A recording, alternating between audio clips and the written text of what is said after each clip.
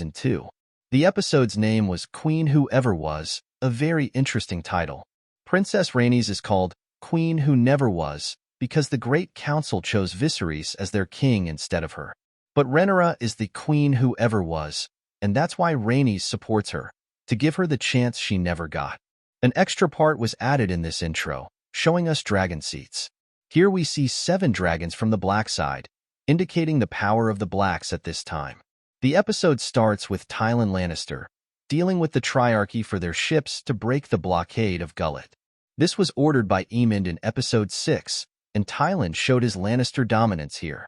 The Triarchy has always been lurking around the Stepstones to loot the trade ships between Essos and Westeros. Despite Corlys and Daemon fighting for a long time to free the Stepstones, Tyland is now giving the Stepstones to the Triarchy to break Gullet's blockade. This is advantageous for the Triarchy as Corlys was their old enemy, and they are getting the Stepstones.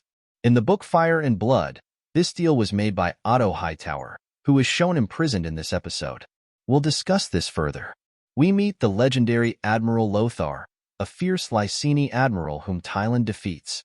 This part with Tyland wasn't in the book, nor was it necessary to show it in the episode, but it added a fun side to the series. Lothar calling Tyland by different names like Tywin and Tyrosh was funny and made me wonder why most Lannisters have Ty in their names. Tyland, Tyrion, Tywin, etc. After the incident with Lothar's wives, the Triarchy moves towards the blockade. We then see the old dragon Vhagar and Aemond burning Sharp Point.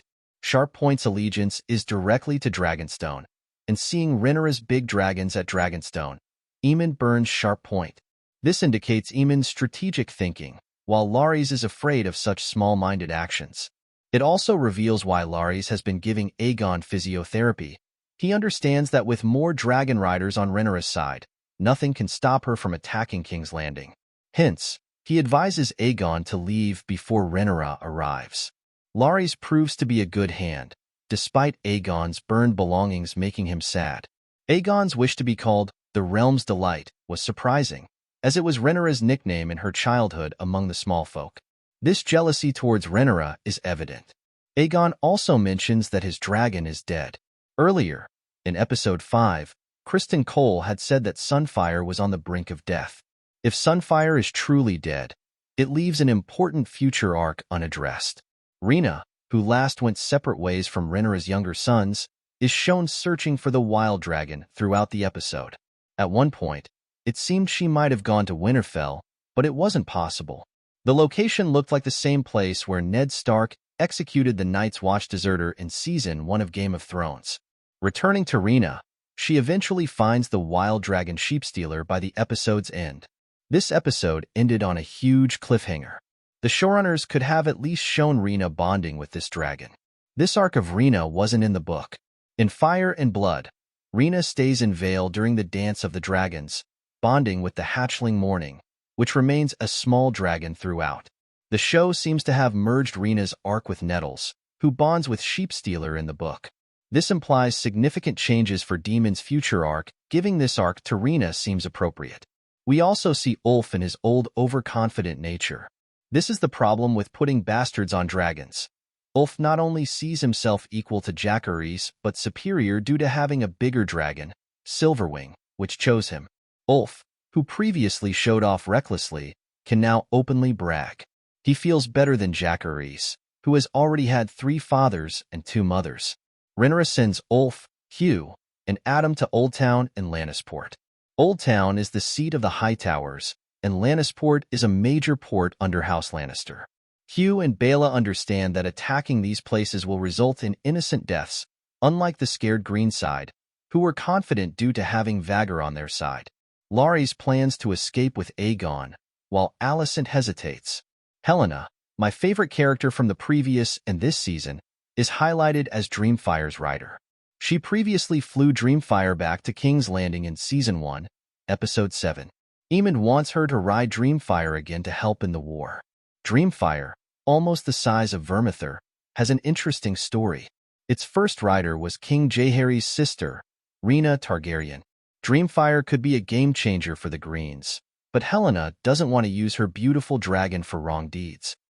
Helena, after her son Jaehaerys' death, seems to have understood her powers and speaks more clearly now. She tells Aemond about his future death and its location.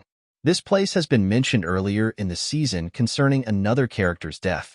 The showrunners have taken more liberty with Helena's powers here. Elsewhere, Alice Rivers shows Daemon something shocking. Before the Godswood vision, let's discuss the creature shown to Daemon.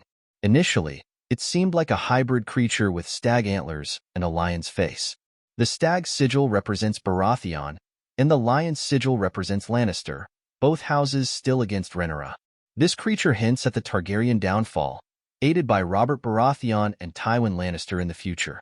Daemon has changed drastically. The once ambitious Daemon, who wanted to be king, is now a different person after the Harrenhal visions. He seems addicted to Harrenhal. Alice shows him one last vision of the future, starting with the three-eyed raven, Brynden Rivers. This glimpse into the future is intriguing, as Brynden Rivers appears many years after the events of House of the Dragon, becoming the three-eyed raven. Bran meets him in the cave beyond the wall in Game of Thrones. Known as Bloodraven, he has a raven mark on his face. The vision continues with the White Walkers, a threat throughout Game of Thrones. Then we see Viserion's feat from Season 8, Episode 3, when he advances toward the White Walkers. Daemon is shown drowning in the God's Eye Lake, followed by the Red Comet from Season 2, Episode 1 of Game of Thrones.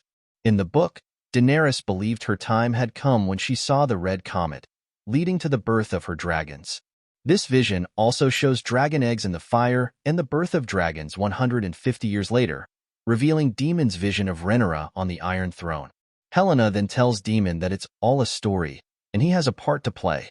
Understanding his purpose, Daemon bows to Rhaenyra. This season has given Daemon significant character development. Pervert Kristen Cole is seen with Alicent's handkerchief, affected by the battle at Rook's Rest. He understands the fate of ordinary soldiers in dragon fights and plays his part, knowing his end won't be good. Godswood can detect traitors, and Ser Alfred Broom is clearly heard. It was funny that Daemon didn't care.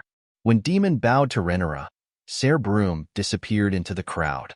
Corlys names his legendary ship, the Queen Who Never Was, the name by which his wife Rhaenys was known. His illegitimate son, Alan of Hull, questions why he didn't help earlier. If Corlys had helped earlier, Rhaenys wouldn't have been set on fire. Alan's arc looks interesting, as does his brother Adam's. Alicent reaches Dragonstone to meet Rhaenyra. We can accept that the books were written as historical records, where maesters and court fools witnessed events. Many events from Fire and Blood didn't happen exactly as written. In the book, Rhaenyra captured Alicent, but here, Alicent came willingly. Rhaenyra and Alicent's conversation echoes their Season 1, Episode 2 conversation at the Great Council, emphasizing history repeating itself. Aegon's surrender speech might remind fans of Season 1, Episode 10 of Game of Thrones, when Cersei threatened Tyrion about surrendering the Iron Throne. Rhaenyra's dialogue and dream are more significant than just making sense of the book and series. In Fire and Blood, Daenerys' dialogue about breaking the wheel might not have made sense but was a good line. Similarly, Rhaenyra's dream is important. The episode ends with Tyrosh leader Daemon's reference, seen in the first episode. In the next season, we will see the army arrival, more dragon battles, and key character developments. Stay tuned, like, and subscribe